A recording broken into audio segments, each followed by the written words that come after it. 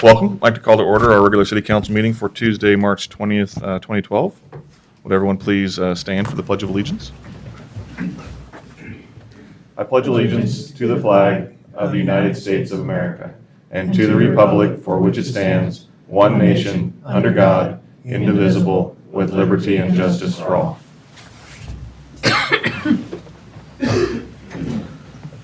Roll call, Sylvia. Mayor Mays. Here. Council President Grant. Here. Councilor Henderson. Here. Councilor Folsom is absent. Councilor Butterfield. Here. Councilor Langer. Here. And Councilor Clark is also absent. Thank you, Sylvia. We have 4 items on our consent agenda tonight.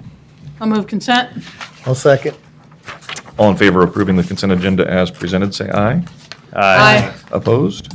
Motion carries. Thank you, council. Next item on our agenda is citizen comments. Time to address council on any issue not on our agenda this evening. Patrick Husky, you've filled out. Well, welcome. Thank you.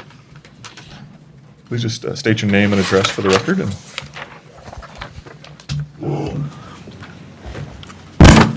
Patrick Husky, 23352 Southwest Murdoch Road. I just want to come before you tonight for new business. The last several weeks, we've been, going through several of the tree adoptions, and I've been scouring over it, trying to decide how that, implicates or hurts our region. And of course, I live on Murdoch Road, which all of you should know that it's known as Southeast Sherwood neighborhood, and the notorious Kinfoster Farms, which of course DEQ named it for the hazardous waste we have out there. And so as I've worked through DEQ over the last 5 years, I've been very busy trying to get, some positive end for both me as a property owner, but now it's turned into more of a community game because, I'm the only one willing to fight and to, work with DEQ and try to solve the problem. And I don't want to pat on the back. I just need help now. And so tonight I thought, is there a chance that we think about bringing back the Southeast Sherwood Master Plan? Because in its infancy, we had everyone involved. I mean, we got money from the state with Kevin Cronin, the planning staff here. We had a ton of citizen input. The state was involved. We met Metro. And so I'm looking at it going, well, why wasn't that ever passed? Because we had done all the work, just like you all did with Brookman annexation, which failed. And so we over here as the stepchildren are still trying to figure out how are we going to solve this problem over here.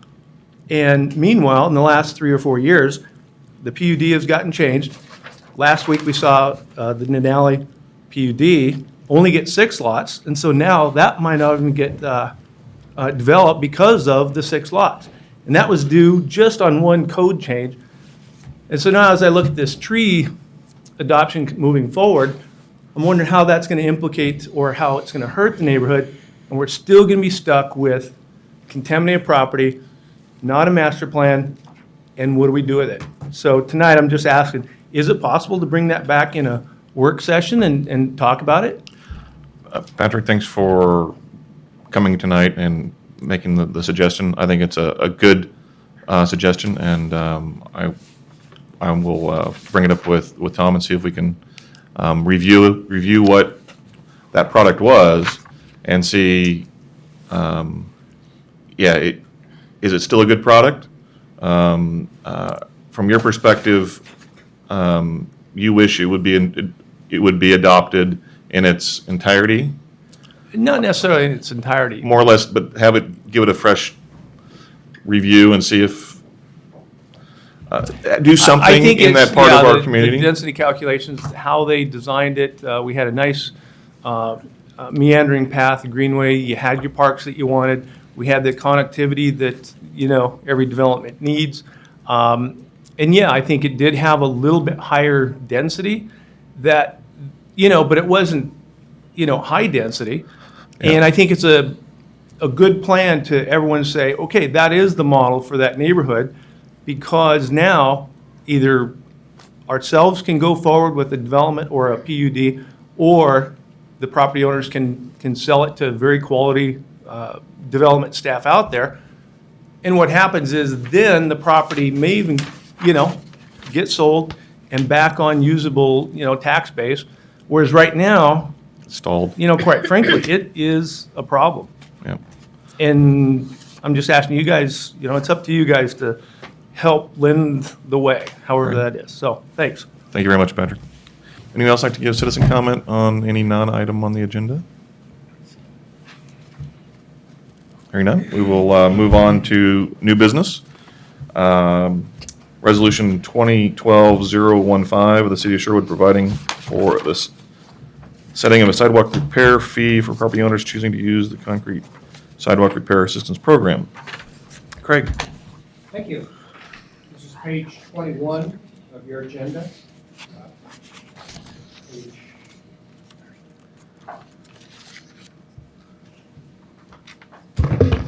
21 of your agenda. And this is an issue that you've now seen about 4 times.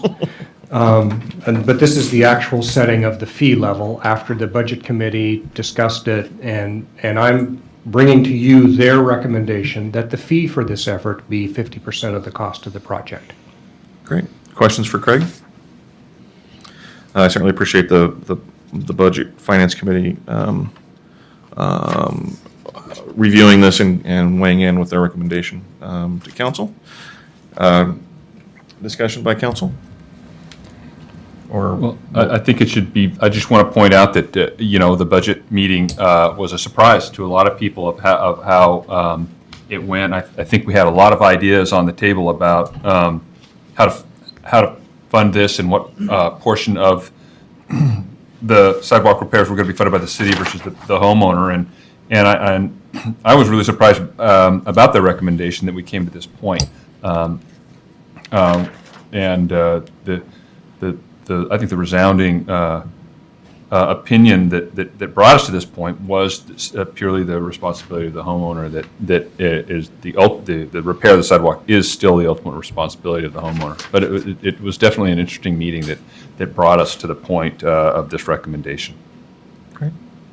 Other comments, Councilor? It doesn't mention in the resolution, but if a property owner enters into an agreement with the city and the city repairs it, they can repay that over a period of time, correct? That's the part where we talk about assistance. That's in the ordinance, yes. Okay. It'd be paid over time on their Right. utility bill. Yes, So it's not a one-time payment that we're assessing, right, it's, yeah. due, in 30 days. Yep. So, okay, thank you. Any other, Year, takes a, Councilor? Following up on Councilor Henderson there, have we given a fresh overview of this to the public so they understand what we're talking about? Because right now it kind of seems like we're just talking about passing them. Oh, we certainly Just want to can. make sure they understand. Great. In essence, we have a hazard in our community that partially created by development standards that were created with some parking strips and trees that are creating pop-ups on some sidewalks, and those sidewalks need to be repaired one way or the other. City Council passed a resolution creating an assistance program that put fees, a small fee on everyone's utility bill, to help create a fund to help address these problems. But part of the cost, if it was a huge project, it's blatant, not blatant, but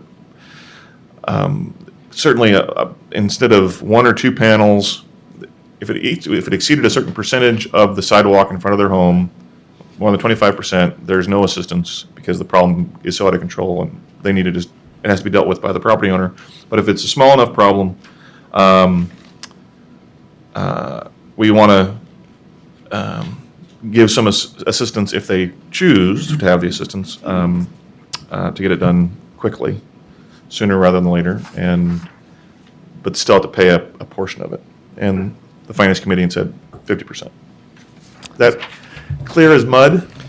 That was a good explanation. Actually, yeah, we've been talking about this for a long time, and the council has already taken action in order with regards to everything as far as how that assistance program is really going to work. The only one question that came out of a meeting, and council made a recommendation here from the Finance Committee was this percentage. So this is really just the very last piece of something that's already been considered and done, but it's good to explain that to people who are just watching for the first time. Right, yeah, that's exactly. I was thinking somebody just popped on TV and was watching. It looks like we're passing some brand new blank fee. And actually what we're passing here is a 50% help for Cost somebody, share. Yep. a cost share. The city's agreeing to pay a cost share of something that homeowner is completely responsible for. So while it appears as a fee on the surface, it's actually 50% help. So I don't want everybody getting hung up on the word fee. Great. Any other comment or motion? I'll move you approve resolution 2012-015. I'll second. Discussion on the motion? All in favor of approving resolution 2012-015, a resolution of the city of Sherwood providing for the setting of a sidewalk repair fee for property owners choosing to use the city's concrete sidewalk repair assistance program, say aye. Aye. Opposed? Motion carries. Thank you, council. Thanks, Craig. Next is a public hearing. Sylvia, will you please read into the record what's needed for? The Sherwood City Council will hold a public hearing this evening to hear testimony on ordinance 2012-003, amending multiple sections of the Zoning and Community Development Code, including divisions 1, 5, and 8 relating to trees on private property. The purpose of the hearing is to provide the public with an opportunity to submit testimony on the above said item. The order of business the council will follow is to hear a staff report, to receive public testimony, additional staff comments, and then questions from the council. The hearing will then be closed and no further testimony will be received. Discussion by the council will follow.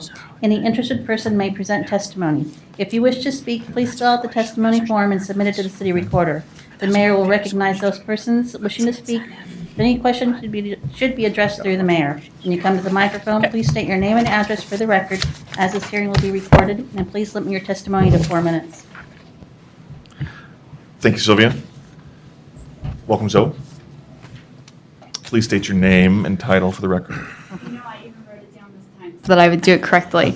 Thank you, Mayor Mays. I'm Zoe Monahan from the Planning Department, and this evening we're going to talk about trees on private property. This is a portion of the code cleanup project that the Planning Department and Planning Commission have been working on for some time now.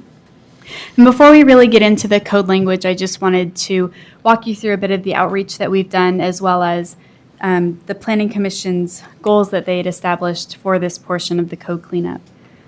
We held a number of work sessions with the Planning Commission, a tree panel to get some expert opinion. We had a dessert and discussion, online questionnaire, and also a code cleanup open house. At that open house, we also discussed trees to make sure that we were getting the community's feedback about the proposed language. The goals that are in front of you, Exhibit 1D of the materials that were submitted to you, outline the Planning Commission's goals for this portion of the code cleanup. They wanted to make sure that we were headed in a direction and that we didn't just start modifying the code, but we were headed towards an objective. So I just wanted to point out a few to you. Establishing and maintaining the maximum quality tree cover, establishing and maintaining an ideal level of tree diversity, establishing clear, fair, and easily implementing code changes, and to establish standards for commercial, industrial, and residential zones. Again, they're Exhibit 1D of your packet if you'd like to look at them in a little bit more detail. Oops. So before we get into the recommended updates, I wanted to go through a bit of the issues that we've had with our code. We currently have a mitigation standard for our trees on private property that are subject to land use review. And the mitigation standard can be quite expensive for developers. It's an inch-for-inch requirement. So for example, if you were to remove a 10-inch diameter tree, you would generally replace it with 5 2-inch trees or pay the fee in lieu, which is currently $75 per inch. So that would be $750 for that 10-inch tree. There's also a lack of incentives for tree preservation. For trees on private property that are not subject to land use review, if anyone wants to remove more than 5 trees from their site, it does require a site plan review. So trees on private property that are subject to land use review, this is the section of the code that has the mitigation requirement. So we're looking at going in a new direction. So rather than having a mitigation requirement, we're proposing to move to a canopy requirement, which is a canopy percentage that each development would need to achieve. And we'll look at a few examples in just a moment of what this really means. So as proposed, there would be a 40% canopy for residential, and for the purposes of this code, that's single-family and two-family developments, and non-residential, which is everything else. So your multifamily, commercial, industrial developments. And we've also proposed some incentives, for retention, which we'll also discuss in a moment. So this is a diagram to really show you what we think people might be thinking we're talking about and what our intent is. So on the left of each diagram, these are circles that would represent your tree. So we're not looking to have a 30% or 40% of the development site treed. We're looking to reach an expected mature canopy, which is mathematical. So you would have your acre, and then your 30% would be about 13,000 square feet of trees. So as you can see, they could be clustered. So you could have a tree stand, or you could have trees in your landscaping. So you could have your trees and then sidewalk landscaping and parking under those trees. So we're really not looking to have 30 or 40% of the full development site treed. This is an example of, again, what that could look like. So you have your 30% canopy and how that could be achieved. What I did is broke down the square footage of different types of trees, and as you can see, if you have larger trees, you're going to reach that canopy much faster. And generally, we'll see a number of different types of trees on site. So you could have greenspire lindens and pin oaks and get to that canopy a lot faster. This is Woodhaven Phase 1D. This is a portion of the Woodhaven planned unit development. It's a 54 unit subdivision, and they would achieve the 40% tree canopy with just the street trees that they have on site. As you can see in the picture to the left, over time, people have planted additional trees in their yards. So this is just a minimum standard, and we do expect that with time, people would also add trees to their lot. Pardon me, I want to make sure I understood what you just said. Sure. They complied with the 40% even from the start, from the outset, just with the street Right, trees? they're at a 59.4% canopy, and that was achieved because of the number of trees that were required. When this went in, it was 2 trees per lot, and they also had a number of trees with a really large canopy spread, so that's how they got there so quickly. Okay, thank you. So, not to simplify the thing, but why would we not make it simple and just say street trees meet the standard as long as the street trees canopies touch? We could do that. However, the idea is also to encourage people to preserve trees over time. Right, so that's a different question, but I mean, from a dealing with the calculation and all that stuff, street trees. It's not something that was really looked at, and this is based on the old tree, Okay. street tree requirement. So if I were to break down what would that look like if it were just based on the spread of each tree, I haven't done that for this development. Okay. So this is Jim Fisher Roofing. This is an industrial site on Galbraith in the city, and this demonstrates what we're currently seeing with industrial sites. The trees along the northern portion of the picture, there are 8 pine trees there, and that would achieve a 4% canopy. They could have reached their canopy if they added additional trees to the east or the south of the property. We have seen with the Wild Rose mini storage, which is at the intersection of Wild Rose Place and Tualatin Sherwood Road, they would have well exceeded the canopy requirement. However, it's not a great example because they had so many trees due to the mitigation standard that we're proposing to remove. But it does show that you can have trees in an industrial area that are along the perimeters of the site. Could I ask you a question there? Sure. Did I hear you right when you said Jim Fisher, they have 4% coverage? They have a 4% canopy with just those pine trees to the north. If you were to add in the 13 street trees, it would be a 16% canopy. They could also have added additional trees to their parking lot landscaping or along the perimeter if they were to achieve the 30% canopy. So is their total about 16%? Right, so it's 16% if they were to use the street trees. As proposed, the language does not include street trees for non-residential sites, So they're development sites. So they're at 4%. They're at 4%. But again, that if they were to add additional trees to the site along the perimeter, depending upon the spread of those trees, they could achieve the canopy if they added more trees to the site. This is the Sherwood Theater site. They do achieve the 30% requirement. They're at a 36.9% canopy. And as I mentioned, we've also proposed some development incentives for the trees on private property that are subject to land use approval. So there's lot averaging to be reduced to 80%, which we'll discuss in just a moment. A setback reduction, sidewalk. Currently, there's a standard that you have a planter strip and then your sidewalk. So to go to a curb tight or meandering sidewalk.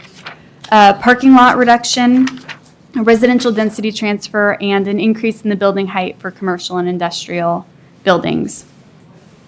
So lot averaging, this is a standard that we know that there's a little bit of a concern from the city council because there was concern that the lots would go below 4,000 square feet. With our current code, the subdivision reduction at a 90% takes you down to 3,600 square feet for the medium density residential high and high density residential attached units. So as proposed, this would take you down to 32, which is only a 400 square foot reduction. Just dial it back one more for a Yes. second. Just pause on that. Okay. So it's only that line that with the circles that reduces below 4,000 square feet. So I want to make sure I understand this. So obviously the required lot size, the subdivision reduction, that's current code that's already been adopted. So the second column is something that's already been adopted. Yes. And the third column, which is a tree reduction column, 80%, would be something that they're considered or would be considering today, which then would allow even a further lot reduction. That's correct. If this ordinance was passed. That's correct. Okay. But the average lot size still had to be the 5 in MDRH attached to the line that you're highlighting. It still has to be an average of 4,000. Right? Yes, but you could reduce some lots to the Right. 32. But the average Right. lot size has to be the 4,000 on Yes. that line of things. So they would have some larger lots. That's but- correct, right? We'll look at that when we get to the comment and just verify that. Because it's the same situation Right, because it's with the average, so you have to the achieve same that. with MDRH detached, for Right. instance, if it was a 5,000 lot minimum lot size, the average had to retain 5,000, but have a few Right. lots to mitigate around. Yes, or with those trees that were Right. preserved. Yes. Right, it wouldn't increase the density. Right. As we define density, which is our unique way. Do we have our We're not definition? changing our definition of density. No, Right. Great. Thank you. you're welcome. So trees on private property that are not subject to land use approval, our current code looks at all of them the same, your residential and non-residential, and you can remove up to 5 trees per acre, not to exceed 100 inches diameter at breast height. And then if you wanted to go above that 5 trees, you would need to go through a site plan review. So as proposed, we wanted to make this a little bit easier for people that felt the need to remove trees. So as proposed, you could remove 5 trees per year or 10%, whichever is greater. And then if you wanted to remove more than that, then you'd need to submit a statement describing why that's needed, how you spoke to your homeowners association, and you'd need to replant or replace half of those trees. Non-residential, since these are generally approved with the land use decision, we wanted to make that a little bit more clear. So trees that are required by a land use decision would need to be replaced after being removed. And then if they weren't required by a land use decision, then you could remove up to 25% through a type 1 process as long as half of the trees were replaced. And then by removing, if you needed to remove more than 25%, it could be done through a type 2 process, and 2/3 of those trees would need to be replaced. I'd like to remind you that a type 2 process does require public notice. So there were some additional minor changes that were also done as a part of the trees on private property. When the open space standards were updated in section 16.142, some of the code references weren't updated, so those have just been cleaned up. The street tree measurement has been updated to be consistent with nursery practices, and because of that, it's more appropriate for diameter at breast height to be moved to the definition section of this code. We've had a number of questions lately about what does the canopy requirement mean and how is this calculated. So I went back through and I wanted to make sure that the code was consistent and clear. So on page 10 of the draft language with track changes, you'll notice that D3 has this a certified arborist or other qualified professionals shall establish the tree canopy. And to be consistent, I would recommend that you add this to D2 also, which is the residential canopy. And also in D2 and D3, strike new from the 4th line of D2 and the 5th line of D3, just to clarify the canopy requirement. Additionally, Back up a second, sure. not to.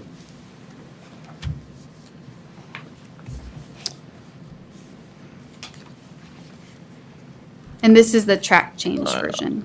Yeah, I'm just making notes.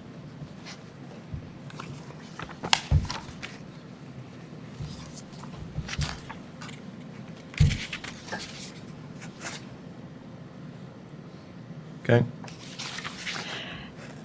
Additionally, after the language is so in D2 and D3 on page 10, 9 and 10 of the track changes, so Exhibit 1B, it discusses what the canopy percentage is. But in order to clarify how you calculate the canopy, I'd recommend adding something to the effect of the canopy percentage is based on the expected mature canopy of each tree by using the equation pi r squared to calculate the expected square footage of each tree. The expected mature canopy is counted for each tree, even if there's an overlap of multiple tree canopies. This was the intent of the code. However, it hasn't been clear. We've been getting questions from developers who are interested in moving forward with this code language, as well as staff. So I would recommend adding something additional to make that a little bit more clear when the language is adopted.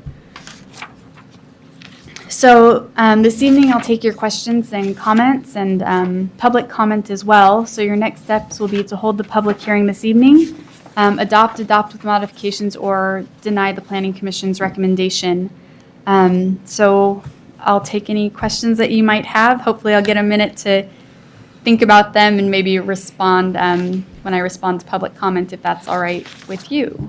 Sure. I have a few, and then see if anyone else has any before we take citizen comment. We have 2 people that have signed up so far. If others are interested, please complete one of the forms. You added net developable area to your definition, and in reading the proposed language, I never saw that phrase. I saw net development site, but never, and that technically is not defined, but I'm saying, but you define net developable area. Was that what you were intending? I was not at the planning commission meeting, but they had asked that we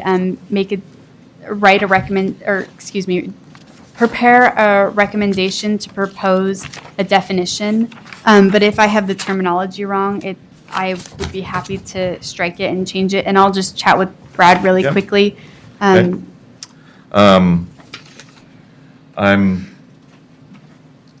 with the definition of net developable area. If it becomes net developable site, I'm concerned with that definition that,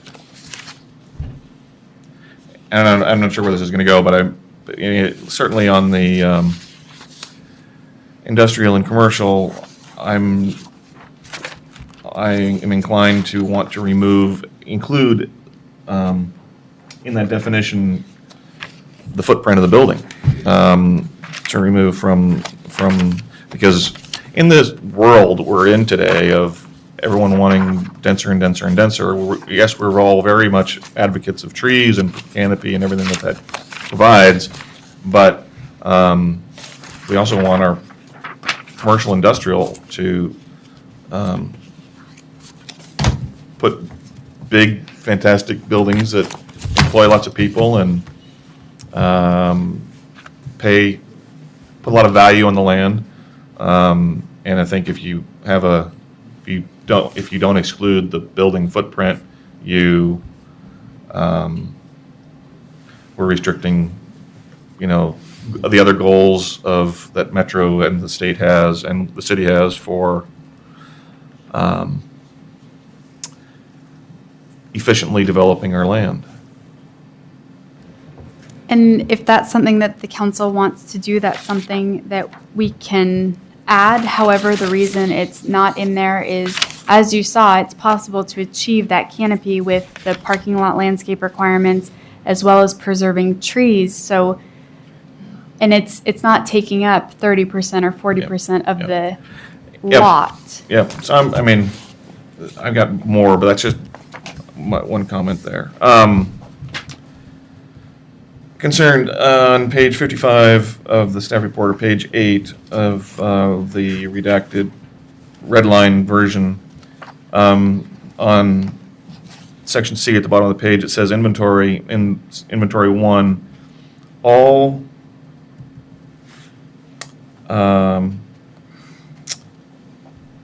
land use actions above are subject to this, and you have to have a certified arborist for every application.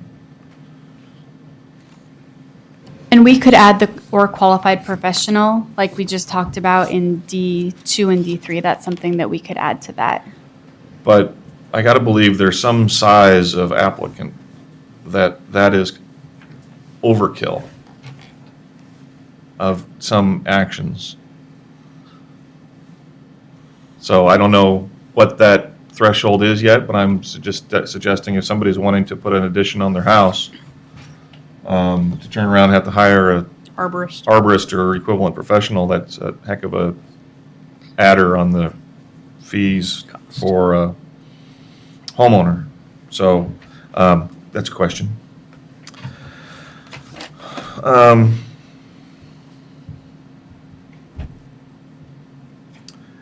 On the residential side, I did to repeat my suggestion of, it seems like we're making things complicated on residential by just not saying that the street trees seem to kind of Meet the requirements. meet the requirements and the desires of the planning commission, so we're making this more complicated than it should be. Because as you noted, people move in on the residential side and they naturally plant more trees after they buy it, either in the front yard or the backyard. Some want lots of trees and others want a big garden, and if you require lots and so I think we're making that more complicated on the residential side than we need to. With the example you gave, is it safe to say that on page 10 of your report or page 57 of the packet, when you say the retention requirements, item 4, you say the city may determine, based on the type of application, the hearing, it's either acted by the city, and decided the city is the staff, or the city is the hearings officer, or the city is the planning commission, or the city is the city council, correct? Right. Just so,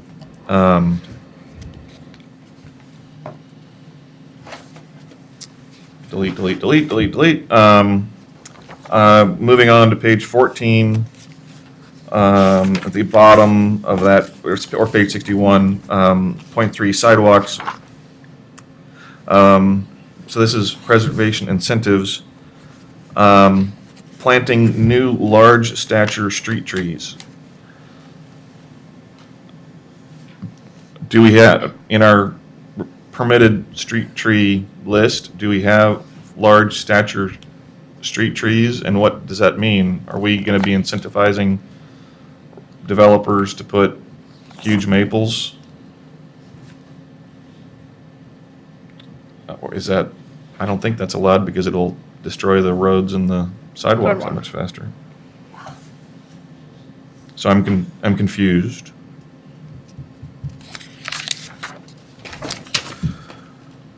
The next page of that same thing, page 15, item 4, residential density transfer, up to 100% density transfer. If you could give me examples of that whole thing. Because they still say lots still must maintain an 80% minimum lot size. So I'm confused how you get 100% density transfer potentially.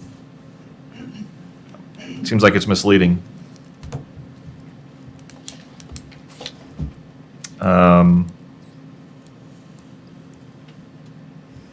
Do we define what a natural resource area is in our code? It's brought up on page 8, top of page 18, item 3. If removal is proposed within a natural resource area.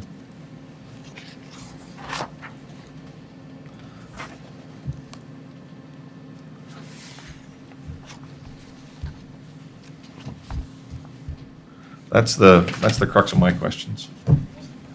To chew on. I think so, still writing. Bill? I have two simple questions. Okay. One is, how much is Metro influencing the city?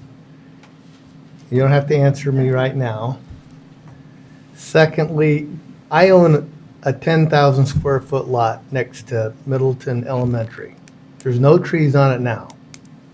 I want to build a house on it, 3,600 square feet. How many trees do I have to plant in order to build my house? You're not going through land use?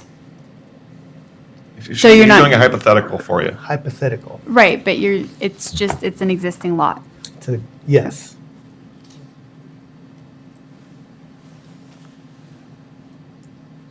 I understand in a neighborhood situation where you've got 40, 50 houses, you're going to have enough trees along the street to meet your density requirements.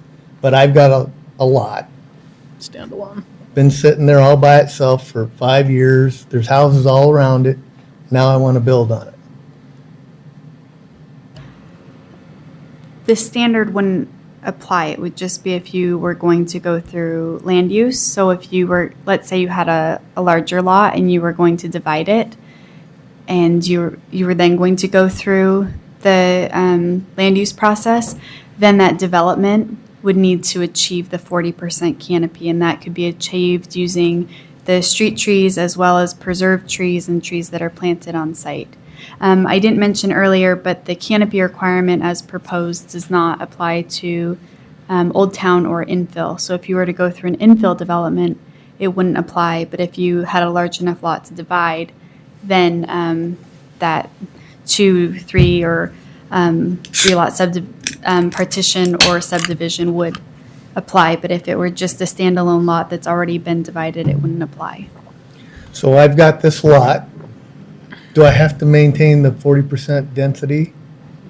If the subdivision or partition would have come in under the new regulations and certain trees were proposed or retained as a part of that, then yes, you'd have to hold on to those trees, or those trees would be planted. But I don't have any trees on my lot. It's And, bare. right, it's bare, and you're How not many do I going, have to plant? if you're not going through land use, then you don't have to plant anything, because it's already an established lot. So the standard wouldn't apply. You'd be Street under trees. the Street trees trees not would apply, subject though. to land use approval standards.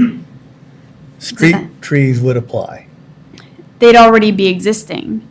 Unless you're dividing the lot, the standard wouldn't apply. I'm just trying to get So- you to imagine this barren lot. It's got a sidewalk in front of it and Right. a driveway in front of it. I want to build a house on it. But building a lot doesn't trigger land use review. But Or do I have building a tree? house. Do I have a tree requirement to Not, build my house? Not if you're just adding a house to an existing lot. So I don't have to plant any tree. No, because it doesn't trigger land use review. Okay. It's just if you're dividing the lots, that if you go through a partition or a subdivision, that you're then triggering the land use review. If you had a commercial or industrial site and you have to go through a site plan review, then you'd need to achieve your 30% canopy. Or if the lot wasn't developed and we had to go through land use, Right, right. then I'm subject to 40% Right, density. but in the case of existing lots that are already established around town, so any of those residential lots that haven't been built yet, they wouldn't need to meet this standard because they're not going through land use review. They'd just go through a plot plan review, which isn't a land use review, so it wouldn't apply. So if I did have a lot and it had to go through land use, Right, then how for many the, trees would I have to plant? well, it would depend. So if you had, let's say you have that 1 acre site, then you'd need to achieve the 14% canopy. So depending upon the trees that are selected, I believe it's about 17,000 square feet of expected mature canopy for those trees. So if you took into account your street trees that are required, you said there's no trees on site, so maybe you have to plant a few trees, then you would show us in your landscape plan what trees you're planning to plant, and then we can take that, and it's basically a mathematical equation to see what the square footage would be, and then we just divide it into the lot. I was just trying to make a point. Oh, It's not simple. It's not easy. I'm confused. I was hoping that with that diagram that it would make it a little bit more clear. Apparently Okay. not. I'll let others comment, Okay. but I'm still confused. Other questions for Zoe that you can write down and come back to us on? Should I walk down my list? You're up. Yes. Keith hit most of them. Don't But I'm- repeat any of mine if I already asked for them. Okay. I've got a few, Okay. some of which Keith already mentioned, so I'm going to skip those. So just whatever he said times 2. Okay.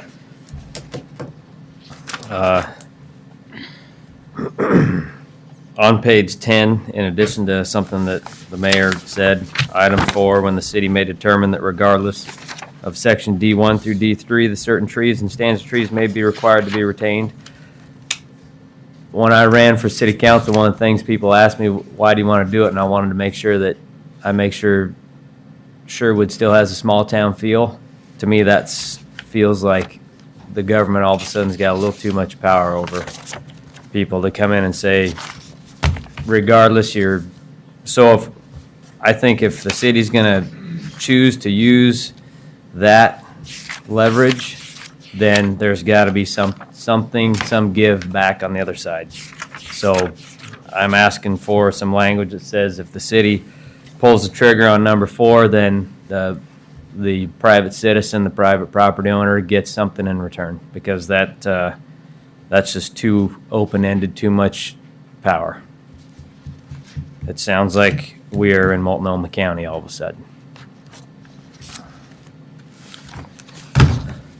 And let me back up. In general, the first time I read through the language, though, when I saw the small summary, I thought this was great. But then once I dug into all the details, it felt way too confusing and too much language.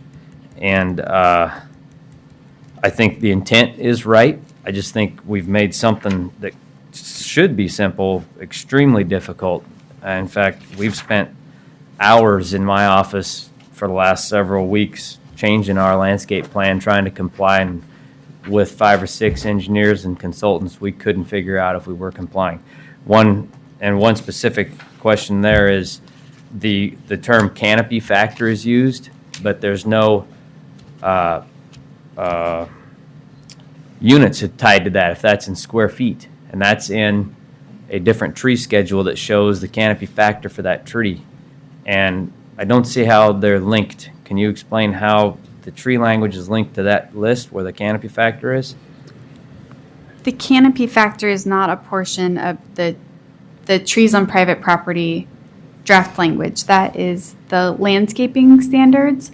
So with this, it's just looking at the expected mature canopy of each tree, which can be found using just the canopy spread of each tree.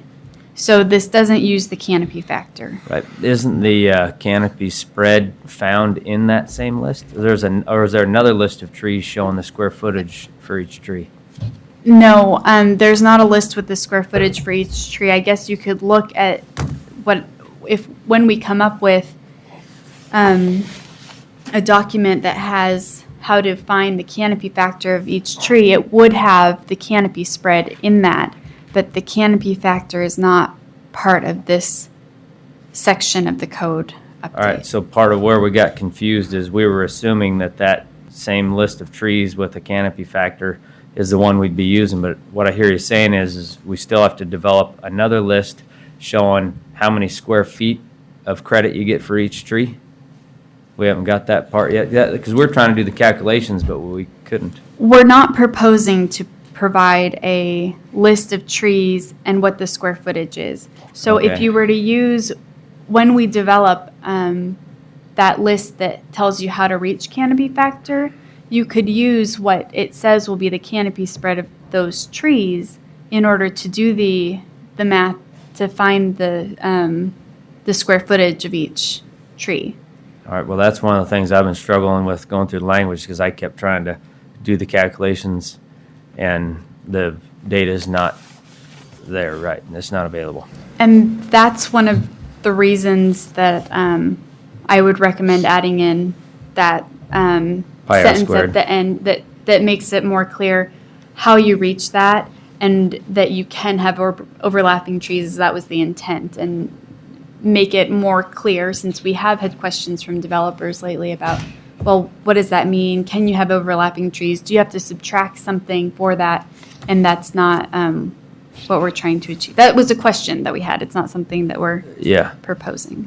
yeah, I think we need to do something to answer that question so people can do the calculation. That's one of the big things I got hung up on. Okay, page 15. Item number 4, point A, point 5, subsections 1, 2, 3, and 4. Conservation easement, open space tract, deed restriction, or dedication and acceptance by the city. I'm assuming some of those, like open space tract, are formal defined terms and they're not capitalized. But if they're all formal defined terms, then they ought to be capitalized. And how are they defined? And are there any areas, particular areas in that list that are being left out? Specifically, what I'm asking it for is if somebody has a 10-acre site and they have to say dedicate 2 acres of wetland buffer right next to it, are they getting any credit for that? It appears no, but I want that clarified.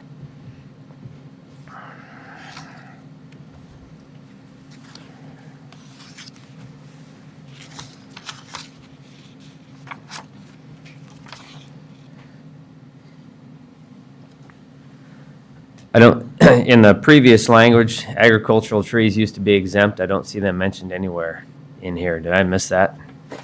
Or say if we were, for example, if we were to have annexed Brookman, like there's a filbert orchard out there that might have been within that area. Go to page 9, isn't it there?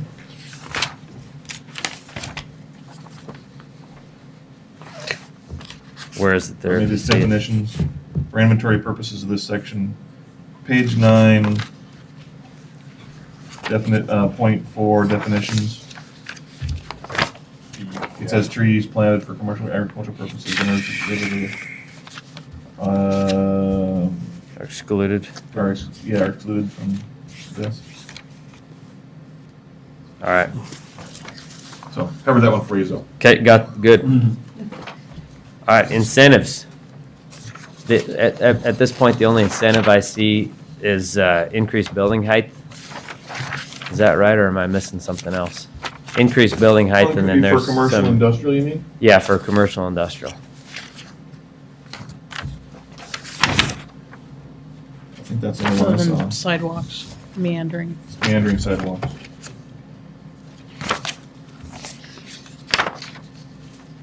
So anyway, if that's the case, what I was thinking primarily of out there at the Tonquin employment area, the biggest asset out there is all those big fir trees.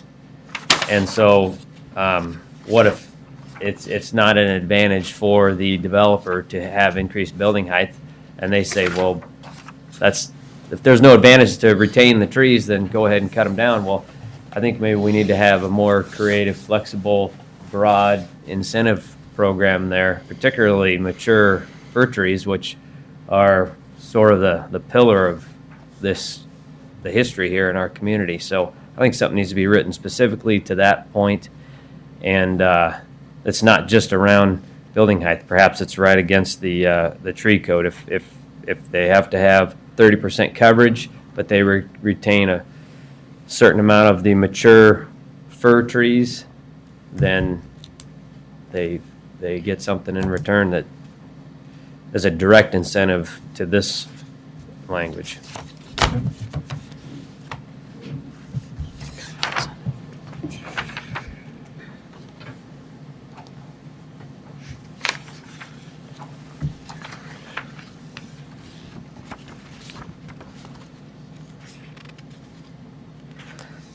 I think if we're going to stick with the language being this complicated, that we ought to go ahead and put the drawings like you had up here for samples in the language with the calculations showing a pine tree that's worth 197 square feet, and show somebody how to do it, and that'll solve a lot of the confusion that we're feeling in the room tonight. Okay.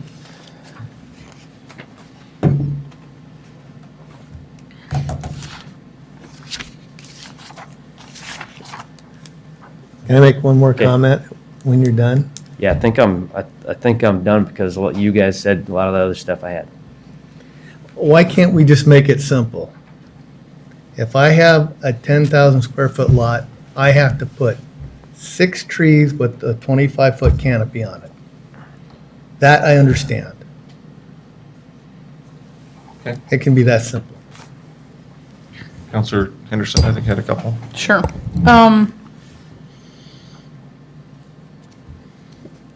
Let's see.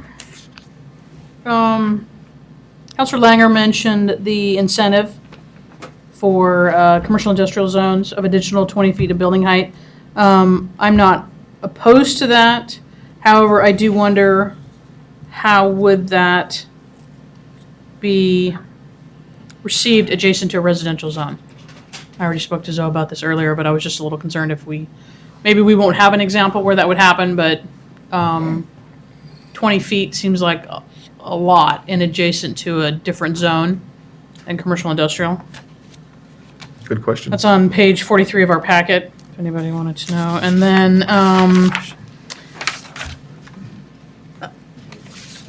page Or 415. 56 in our packet, which I think I've misplaced. There it is. Speaking of inventory, so I'm wondering how do we keep track of, specifically at the top of page 56, item 2, trees removed on the property within 1 year prior to the submittal of a development application shall also be included in the inventory. How would we keep track of that? Or how would we verify that?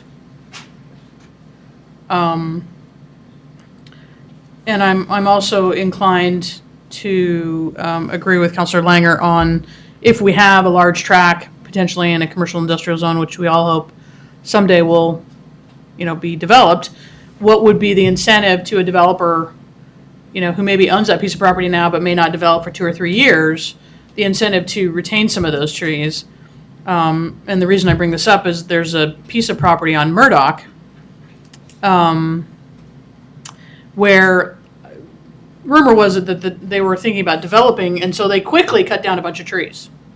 And now they just cut them down, they left them there. Now it's a huge eyesore, if you ask me. And it doesn't improve the quality of the land, I don't think. But my concern is that this is a fairly broad-reaching code change, and I want to know what we can do so that people don't just start taking trees down prior to the, admittance of a application. And I'm not really sure how we would keep track of that. I mean, here we're implying that we want to hold them accountable, but I don't know how we would actually monitor that. Pretty difficult. Yeah, and so instead of worrying about monitoring it, provide an incentive that, if you have a piece of undeveloped land, it's treed, finding ways, the meandering sidewalk is one, the building height is one, but if neither of those really apply because of the nature of the zone, could we come up with an idea to help them preserve trees, within the development so that it creates, a very aesthetically pleasing development and at the same time reaches the canopy requirement for the zone? As people in the audience or watching at home or even on the table know, if you have fir trees, pine trees that mature together and grow together, when you remove, they support each other. Right. And so if you remove, all but 4, It actually creates a hazard. it's actually a hazard. If you remove the perimeter ones, if you remove Right. very many of them, you create a hazard. You almost have to just clear it. So it's difficult in the fir tree world, certainly. Yeah. Fir and pine, the evergreens. I also agree with the graph you had about canopy, how you come to the canopy measurement. That was the other note I had, is that if we're going to refer to that, I think a visual is really helpful for somebody who may have never done this before or who hasn't looked at this in a while. So, thank you. Tom has something. Sure. If council's done, I'd like a little discretion and ask to maybe take a quick break before we actually open this up for public hearing, if you don't mind, Mayor. You bet. Thanks. We're not done. And I have to come. Yeah. Already missed my bear shot. Well, After councilors. Okay. I'm going to kill myself when I I get just, home. I just had a quick question about the residential, because it was something that I happened to be involved in about a year ago when I was on the Parks Board. How does the new changes in the code help a situation that we've already run into with the street trees? And how they say that there's been 2 and they've been causing a lot of damage on the property. And so how then does the average citizen come in and figure out what they're supposed to do from our new code? So this section of the code actually won't address the street trees. We updated street trees about a year ago. Right. And with that language, we changed the street tree requirement. So rather than having 2 per lot or based on the frontage, Right. it's now based on the spread of the tree. So that's what we're remember that. doing to prevent the same issues from happening in the future. We also take into account where things are placed, like your driveway or your Mailbox lampposts. and- Right, and then we Remember all updated that. the removal standards so that people don't have to go to Parks Board any longer to remove those trees. Right. I just thought I saw something in here about, The street tree language is in there because we've recommended updating how street trees are measured to be consistent with industry standards. So that's in there, and then we're moving diameter breast height to the definition section. You might also notice the section because we were updating the references that Right. weren't updated as a part of the open space standards. okay. So the actual meat of those standards isn't being changed. Well, that was what was interesting to me as I read through it. I thought that we were just doing the commercial, and I'm like, because we addressed this before, so I was concerned that maybe we were taking something back that we've already tried to fix. No, No. we're not touching street trees in a substantive way, but the street trees will count as proposed for the residential canopy requirement. Okay, thank you. And I know this is really hard, by the way, because you guys have been staring at this so long, and you really know it, and you're like, what do you mean it's not simple? So I get that. It's hard for me. Council President? Thanks. Okay, I just kind of want to bring together comments that have been made by many of us about the measurement of the canopy, because I want to be clear on what direction we're giving you. Councilor Langer was talking about a list, and Councilor Butterfield was talking about, just how does that measure and all that. Do you hear us giving you direction to put an actual list into our code that says a maple tree is this and a pine tree is that, or We're just where asking are you going with questions. this? I mean, how would you even? Well, right now, we're just asking questions. Of how it would be done. I mean, what? Or Okay. about the proposed language, and they'll And give us some. that's not proposed at this time. Right. The idea was that you could find the spread, the canopy spread from any, there's a number of resources out Okay. there. So there's that- standardized lists on trees that a developer will bring forward. I'm going to develop this land, and I know, and the Arborist Association of America says a maple tree is this many square feet, so I'm going to use it, and that just becomes accepted, or? Right, and it's more likely that it would be that it says this is the expected mature canopy spread of this tree, and then you take the radius of that and do your pi r squared, and that gives you the square footage, and then the intent would be for the developer to say, I have X amount of maples, they're going to get me to this square footage, and that equals X, so maybe it meets that 13,000 for your 1 acre site, and that achieves your 30% canopy. So that's the idea, and maybe I just haven't explained it in a very clear manner. Well, that doesn't sound difficult but- to me at all, because I think that, if, as long as there's standards that would be recognized out there that wouldn't be disputed, where a guy said, well, you're using this list, I'm using that list, or whatever. If there's some given standard that developers use, it doesn't sound tough. I mean, Councilor Butterfield would want a developer's lot, and you'd say 40%, that's the number.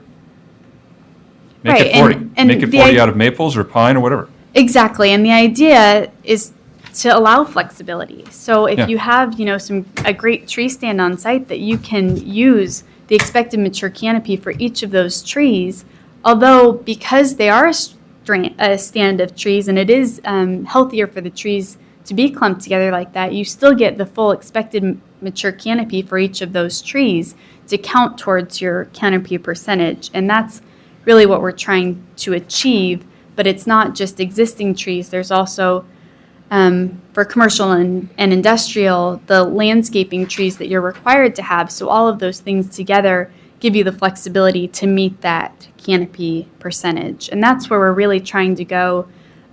We'd heard from the Planning Commission, the tree panel, as well as citizens and interested people in the community that they want flexibility, but they want it to be clear and fair for everybody. So this was a way that we felt that we could achieve both of those things, because flexible and fair and the same for everybody are kind of hard to make into one document and one standard. So that's how we really got to where we are.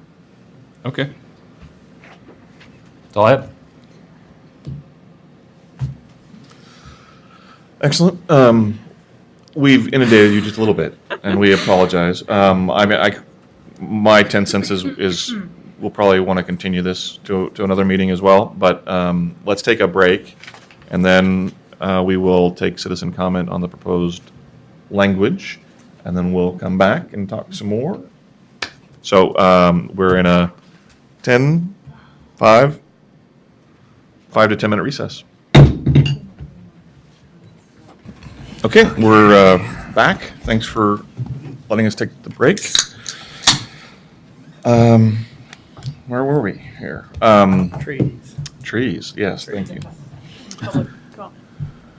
Mr. Mayor. Matt, you're waving at me? I need to declare that I've got a potential conflict regarding this subject, because I've got a couple development projects that are soon to be coming to the city. Just want to let everybody know about that. I feel like I can still participate and have fair and clear and honest judgment against the subject matter at hand. Against? Okay. Thank you, Matt, or Counselor Langer. Did you want to say something before we take public testimony? I think we're done asking questions at this point anyways. Certainly, we have some work to do to prepare some responses, but I just wanted to talk to you for a few minutes about stepping back and taking a picture at the larger objective. I think the largest incentive for a lot of people, unless you don't have trees on your property, is going to be that you don't have to pay for the mitigation and you're not overplanting a site. There's certainly something to be said for upping the incentives, and I think that we've tried to go after several different types of incentives, and we never really got there. We didn't really understand, like what the issues were, what incentives would be available that would incentivize preservation of existing trees.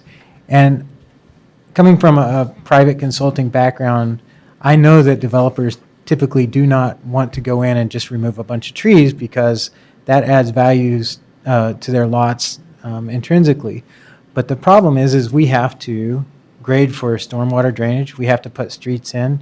So, I mean, there's a lot of, just because the nature where we live, there's a lot of water and a lot of grading and a lot of things that have to happen, which sometimes necessitates the removal of trees, not always. And I think some of the objectives that we're trying to achieve are that we're hoping to move in a direction that doesn't disincentivize people to come in for development. We're trying to remove a barrier. Just a few quick things I wanted to talk about. The code is a toolbox. We have different sections in our code. I understand we're going through the landscaping standards for parking lot landscaping and tree preservation, for lack of a better title for it. Simultaneously, so some of the verbiage, because you're hearing it, the Plan Commission is hearing it, is going to intermingle, but they're not the same. Canopy factor is entirely different than what we're trying to achieve here as a canopy. And maybe we can, as staff, look back at the terminology that we use, but that is the proper terminology that's used by arborists, and so that's what we're trying to continue forward, so that actually the people that are putting this together, the professionals, would probably understand it more so than us, but we also have to write it so that we can interpret it and apply it. There was a question about how much Metro has a stake in this. And certainly Metro has a stake through Title 13, and we have a stake through Goal 5, statewide planning goals. But even more so, we have standards and policies and goals within our comprehensive plan that talk about tree preservation. The tree preservation that we're proposing, if you really step back and think about it, the pictures that Zoe had up there, we're trying to maintain what we have to the extent that we can. And then by requiring street trees, and Clean Water Services requires trees to be planted within their vegetated corridors, those types of things. We're just trying to maintain a canopy. We're not trying to take out people's right to develop their property. We just want to do it in a way that's sensitive also to the environment and to the goals and objectives that have been written into the comprehensive plan. So Metro does have an influence through their Title 13 requirements, but it's more in our probably floodplains and natural resource areas. And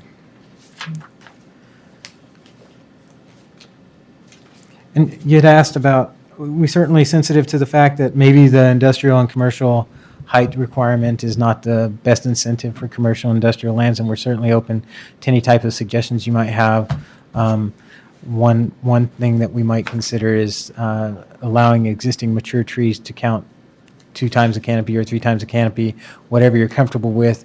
I think that as I thought about it, as we were talking about it, and you were talking about it, I'm not necessarily sure that a height increase in a commercial industrial zone is necessarily going to be an incentive in a community like Sherwood because they're going to a different type of construction, which is going to add cost to them. So we're open to suggestion. We'd like to hear your thoughts about what you think are incentives that we should be proposing or putting forward that you think, as private property owners or potential developers, ideas that you might have to incentivize this. Because really what we're trying to get out of all of this work is good quality development for the citizens of Sherwood. And that's it. It's just good quality development. And if you think that Jim Fisher Roofing is the type of industrial development that you want to see, then that's all we need to know. And then we can write standards to achieve that. But if you think, for example, the theater is what you want to see in your landscaping, then we need to write standards to achieve that. So what we're trying to do here is achieve a balance between folks that don't want trees and folks that do want trees. But we need your guidance in doing so. Perfect. I just might add one comment, and I know they brought it up before, but one of the reasons we're here is because of a lot of the comments and some complaints that we've heard over mitigation standards over time. And so, if we do nothing, those mitigation standards stay in place. And Absolutely. and so, We're doing all this for the right reason. right, yeah. So I just wanted to make sure that we may not have perfectly hit the mark here in this effort, but we certainly are trying to improve on something that I think everybody agrees is not working for us as well. So, Excellent. Thanks, Tom. So we'll let you guys take a break, and we have at least 2 people that signed up to give testimony, so I want to give them a chance. Patrick Hutsky?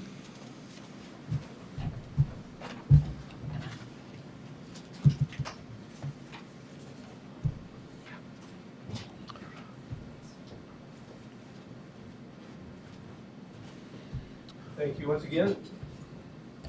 My name is Pat Husky. I live at 23352 Southwest Murdoch Road. It's southeast Sherwood.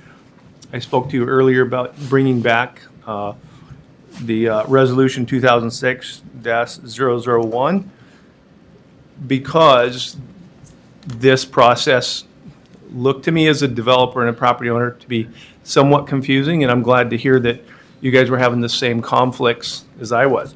I think the intent of the planning staff was to create something simple, and in this case, obviously they need to work on it because it's not making it simpler.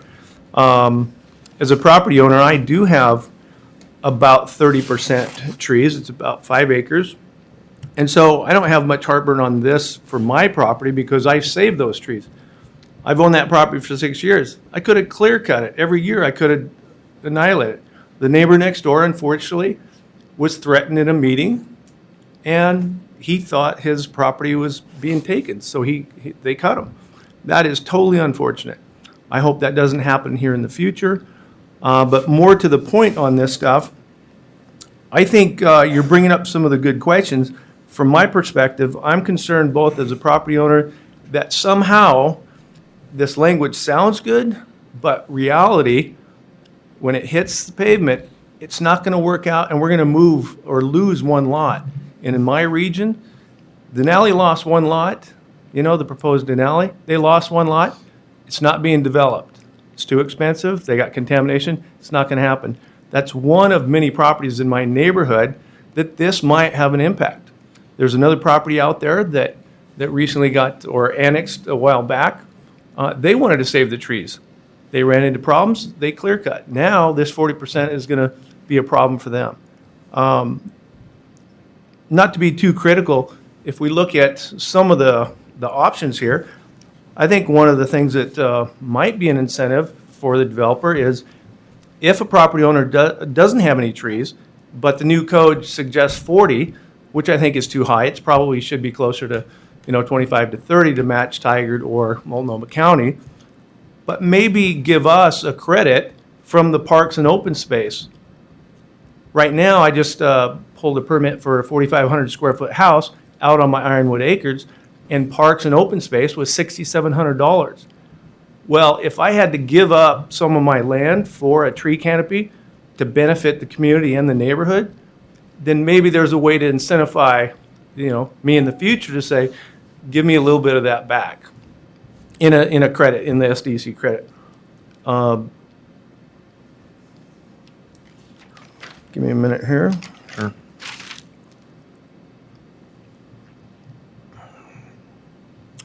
I think one of the interesting things also that I don't have an answer for, just that when we're talking about a tree canopy, I think it's very vague, and you guys tapped on it, but if we're talking about a 10,000 square foot lot, let's use Bill's, Commissioner Bill's scenario. If we're trying to do a partition and it's a 10,000 square foot lot, does that mean we got to cover it in 2,000 square foot of trees? And then what about the property lines? Can we use that tree canopy that goes beyond our borders? So how do we collect those, or how do we, figure that out? Yeah, good question. I mean, and part of the comment from staff was pretty much regardless of how close the trees are, or as long as the trunk of that tree is planted on that lot, regardless of where the spread goes, you get credit for the entire spread, even if they overlap or get off of your lot. Yeah, Trevor, and then, of course, I probably wasn't paying attention, so thanks for clarifying. I think the intent is great. We just have to tune it up. But one of the most important things as a property owner now is looking long term. And if this ordinance eliminates buildable lots, I think you as a council have to look forward and say, we're going to need that tax base someday, because the $45 million that you have for improvements are going to be gone, and Metro is going to continue to squeeze the available land within us. So we're really talking about an infinite number of buildable lands available for you and the next commissioner and all the taxpayers down the road. So, I mean, that's all I have to say. Thanks. Thanks, Pat. Justin Wood. Welcome, Justin. Please just state your name and address for the record.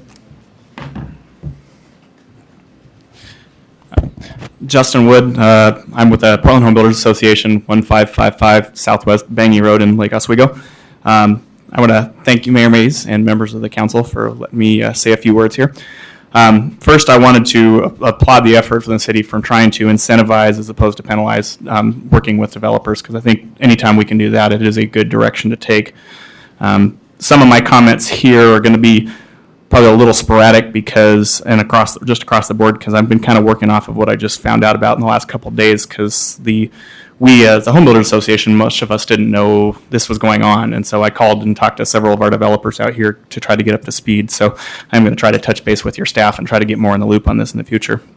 I've served on several different jurisdictions in terms of working on their tree policies, and I actually just, in terms of looking over some of this, I wanted to just kind of share some of my thoughts and what Sherwood's proposing. You had mentioned Multnomah County. I was on the Portland tree plan. Portland's only a 33% coverage, so it's actually, this would be higher than what Portland requires. One of the things they do there that I find to be a lot simpler, which is one of the rare times I'll say that about Portland, is they just have on new development a 2-inch per 1,000 square feet of lot. So if you have a 5,000 square foot lot, you want to build a new house on it, you have to plant 10 inches of tree. That can be one 10-inch tree, or that can be 5 2-inch trees. But it's real simple when you're looking at a building plan to just know that's what I have to plant. And I think that makes a lot more sense to people than the average layperson, as opposed to knowing how much canopy of a particular tree. Tigard is working on theirs right now. One of the things they're doing is they have 40% across the entire development, but only 20% on each individual lot. What that basically means is if you have a large grove of trees that you save, you get credit for that across your whole development, and you only have to average 20% on each individual lot, which gives you a little bit more flexibility on what you do on each lot. So that's one thing I would consider looking at here too.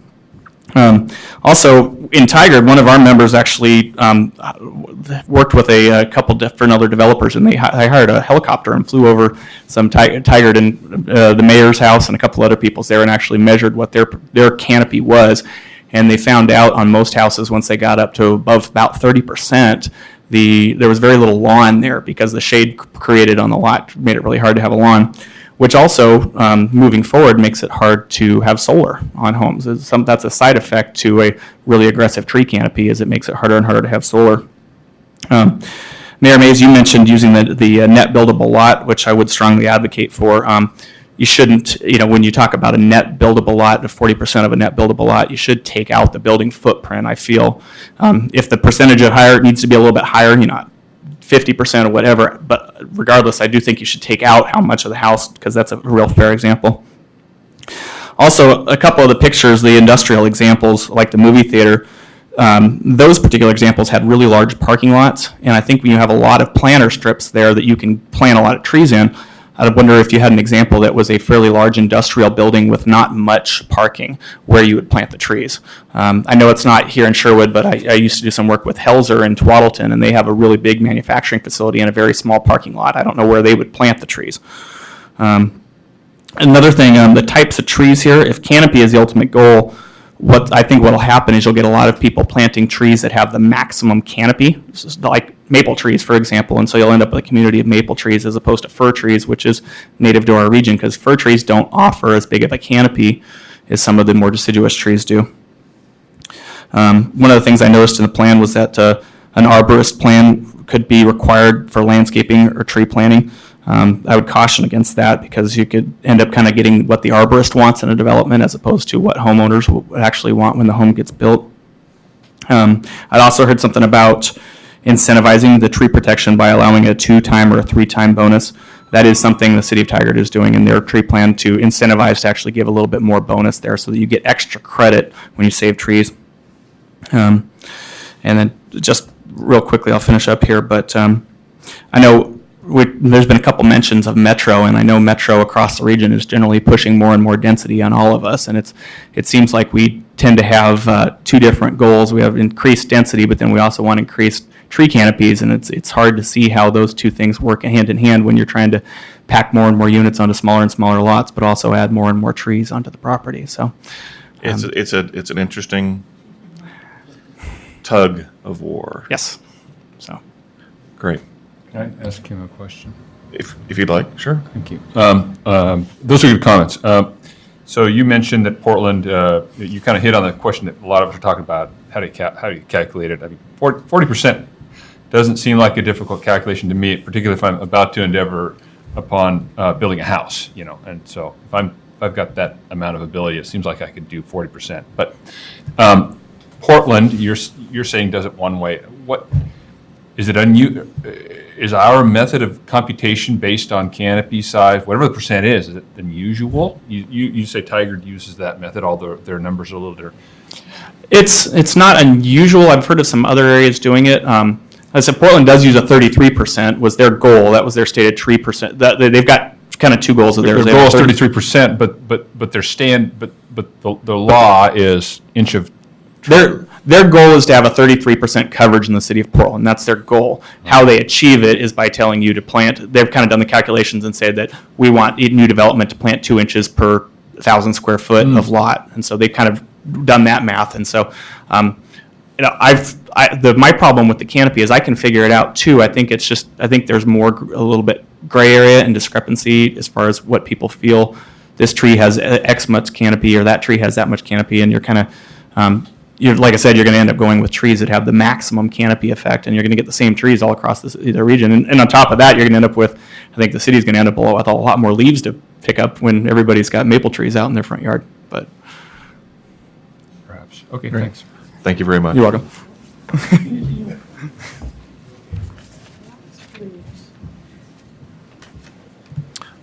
Gary Langer.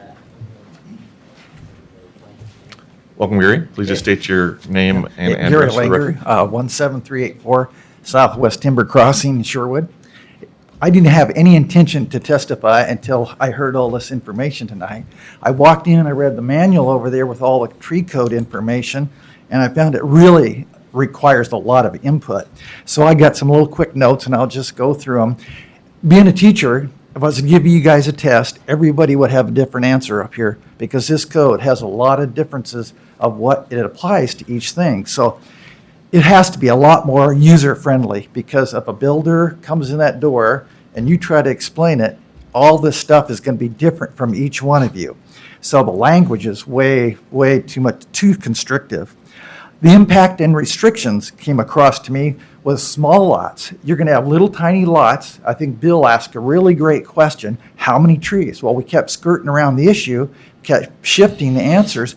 Anyway, I was thinking about the restrictions on some of the lots that might have a great big tree on it. So you're already compromised with what you can do with your footprint of your house plan. Impact to commercial parking. BMC that's vacant right now, but if you have to fill that place up with trees, it's made for like parking like lumber and trucks and equipment and stuff. And so Linda had a really good comment on that, and that's where I picked up on that. And then who's going to measure the development before and after? Somebody's going to have to go out there and have this information to come in here and say, well, no, you're 38%. Well, we require 40. You're off 2%. You're denied. So it's just one of those little things. So the footprint of a house could be denied based on tree coverage.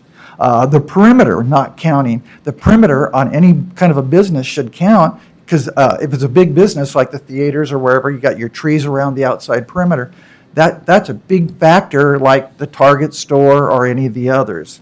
How to figure out all these codes. You've come up with all these numbers. And finally, my last one, the time delays to developers to try to meet these requirements if they have to have a tree specialist or have somebody come in and try to figure out how these codes are going to work. So that's why I want to go back to the very first one. It has to be a lot more user-friendly than it is right now. So I thank you for listening. I had no intention to be up here. I just sat there, and the more I sat there, I thought, this is getting crazier by the second, and I'm just wondering how somebody's going to handle it. So I thank you for your time. Great. Thanks, Gary. Eugene Stewart.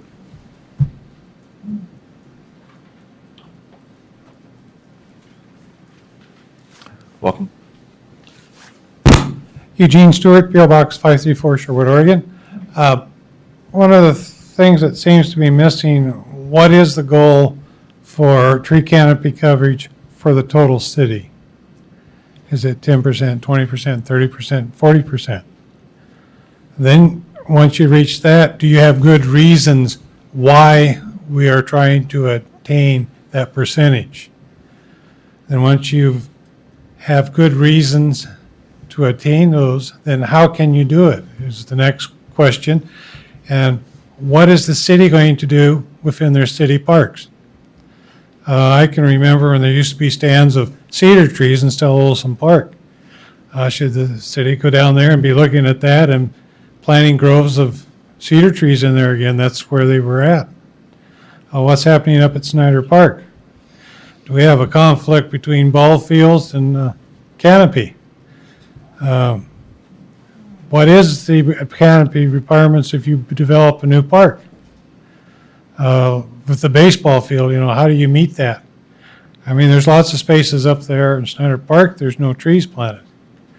Can you infill that and make that part of the overall goal for the city? And for clarification, there are trees planted. There's lots of trees planted, but there is two big ball fields up there too.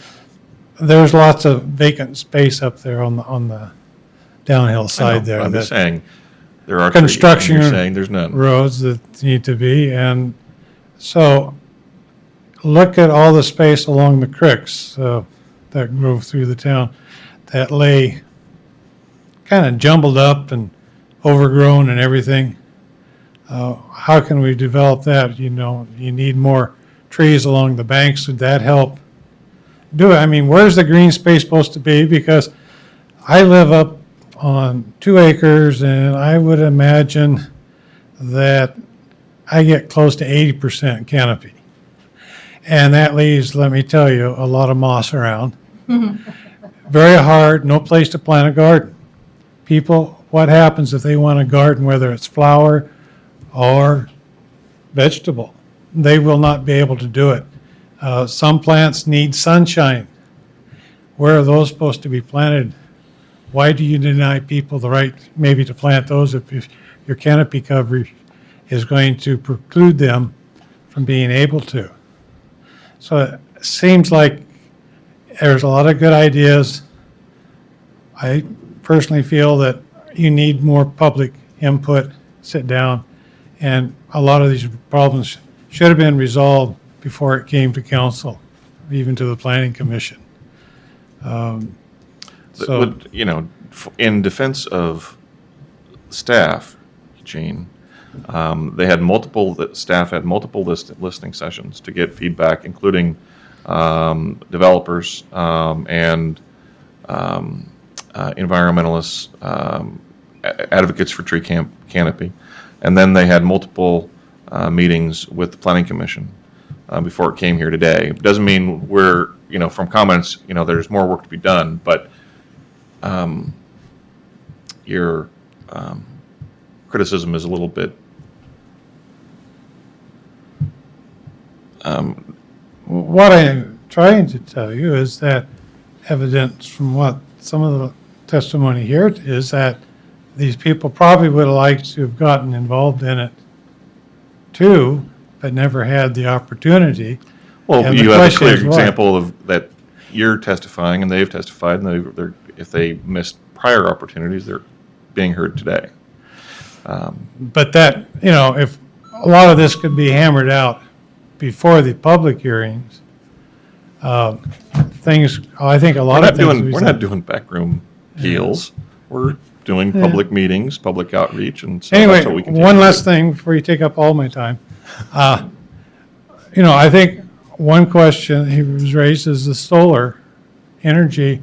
What are your ordinance to protect solar energy access? Great. I think that needs to be accessed before you go too much farther with this. Thank you. Thanks, Eugene. Anyone else like to give testimony? Great. Thanks, guys. We will close the public hearing. Come on back up.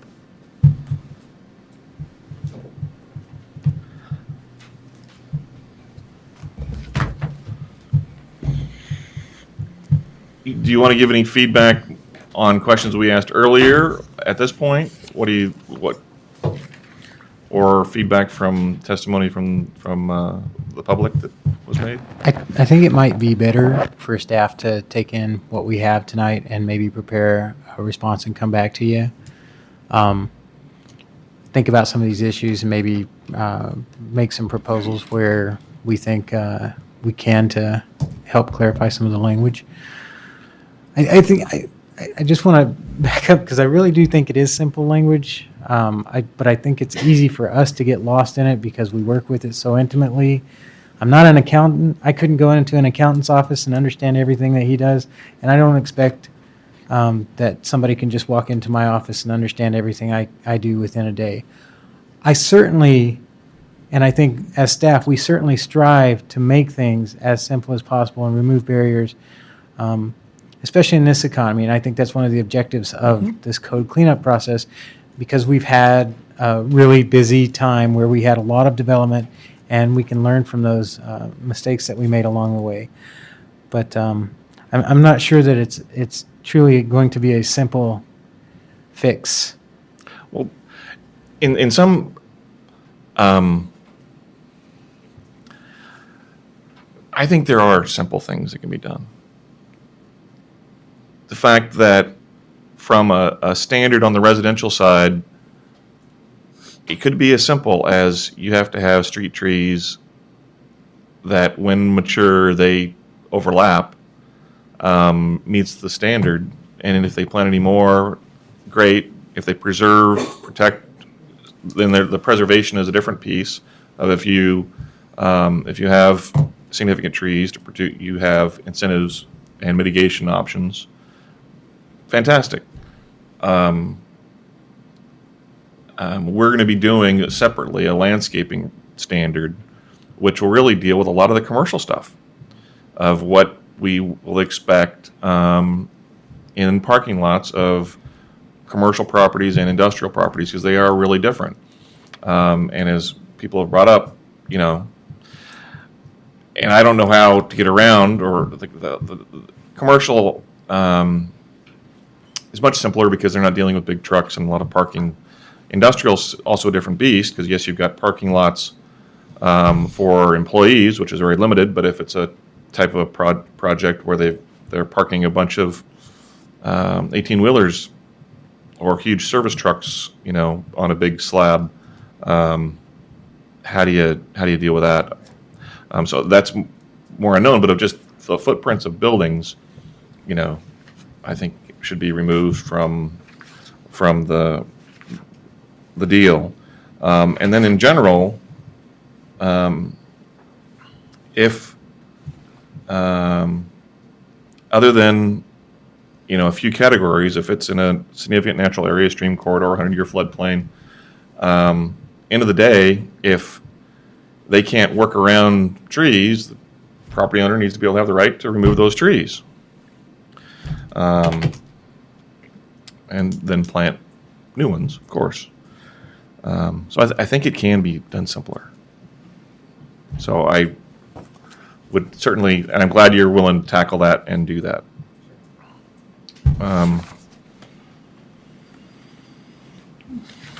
And then you wrote down the questions that we brought up on a lot of other things, and I know you'll be able to chew on that in the time, and I really appreciate you doing that.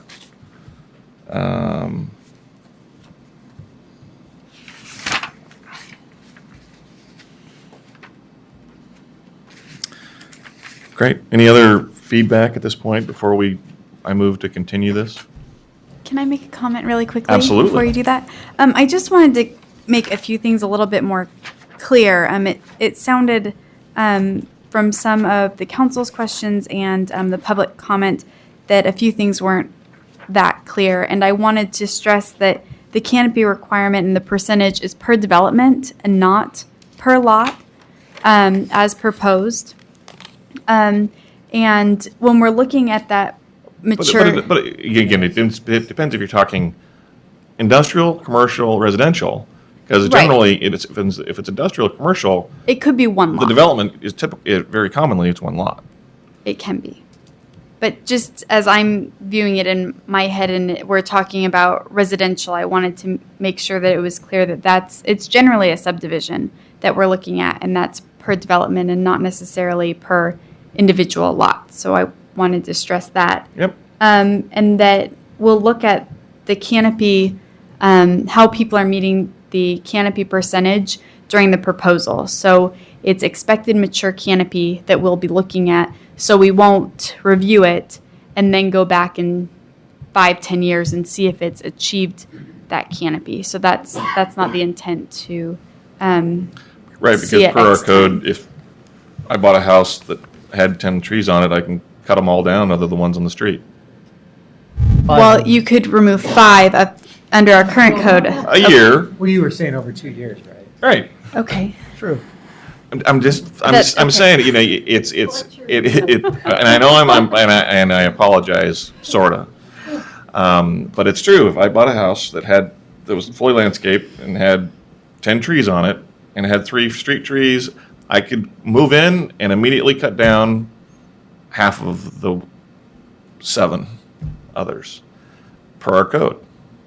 Immediately, as soon as I take possession. Just saying. In the same venue, I might remove them all and plant 4 others because I didn't like the species that were planted. People are all unique in what they want in their yard or don't want in their yard.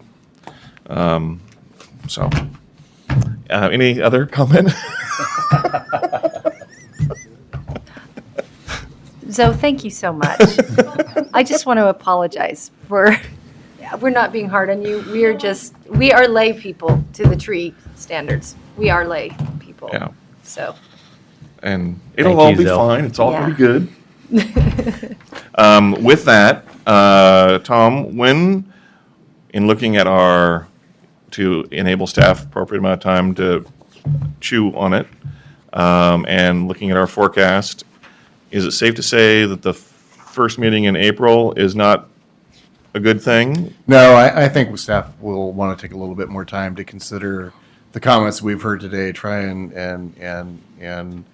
meet the comments from council. So I would actually suggest May 1st, which is the first meeting in first Tuesday in May, as a date to continue this too. Excellent. Then with that input, I would move that we continue this public hearing on ordinance 2012-003 to the first meeting in May, which is May 1st, 2012. Second. Second. Moved and seconded. Discussion on the motion. All in favor of continuing ordinance 2012-003 to May 1st city council meeting, say aye. Aye. Opposed? Motion carries. Thank you, council. Thanks, guys. Thank you, staff. City manager, staff department reports. I do not have a report tonight, Mayor, so. Very good. Council announcements. Counselor? I just wanted to apologize for being late, but it was for a very good purpose. I came from the high school where all of the Sherwood School District choirs performed. It was great, very fun to see 4 elementary schools, 2 middle school choirs, and 2 high school choirs. So you were taking in entertainment, personal entertainment versus a My son was involved, and his father had another commitment, so Yes, and I appreciate you giving us heads up. You were missed, but we're glad you're here. yeah, that's why I was late. But it was great. And I wanted to congratulate all the choir teachers and the band teachers because they did the same thing about 3 weeks ago. So it was great. 294 band students a couple weeks Excellent. ago. Other announcements? Seeing none, We're adjourned. we're adjourned. Thank you, everyone.